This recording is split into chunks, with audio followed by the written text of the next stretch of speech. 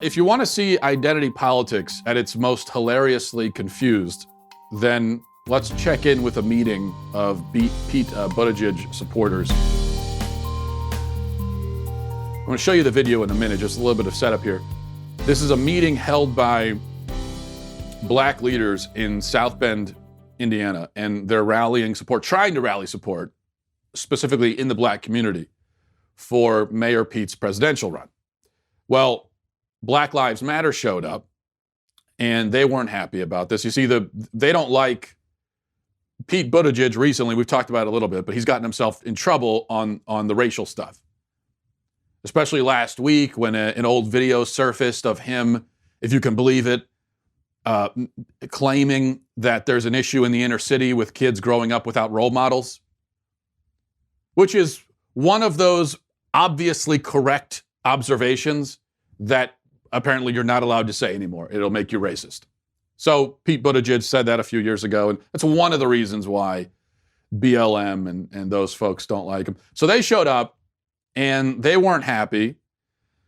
They say that these black leaders aren't real black leaders. They're not qualified for that position. They don't speak for the black community. But see if you can, if you notice something. I'll play this clip for you. See if you notice something a little bit strange about the BLM activist who is making this point. There's something kind of conspicuous about him.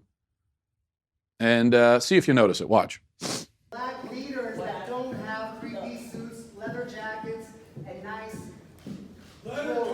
Where are these black leaders? Who chose these people as black leaders? These black leaders are here to talk about people are having a crisis because of police violence. Who chose these people?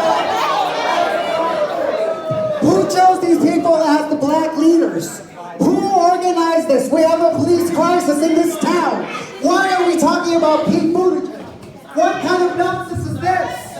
What kind of nonsense is this? Actually, wait, hang on a second. Before we get to the main point here, can we go back very quickly to 23 in that 23 to 27 in that video? 23 seconds, 27 seconds. I want to focus on that for a minute. Let's watch that moment one more time. Who chose these people? Okay, yeah, that's what I thought. That's an elderly woman running up with a cane to smack the BLM guy with her cane, but she was restrained by the audience. I just checking. I want to make sure that I saw that right. And yeah, that is what happened there, which is of course is awesome. Meanwhile, the BLM guy who's stealing the microphone from a black woman and claiming that she isn't a real black leader is not himself black. That's the conspicuous detail here. I'm not going to make any assumptions about what his race or ethnicity is, other than to say that he definitely is not a black man. I think that much is clear. So to review, this is a non-black man stealing the microphone from black supporters of a gay Democratic presidential candidate. How do you even begin to do the intersectional math here? It gets very confusing. And this is one of the reasons why the left is imploding gloriously before our eyes.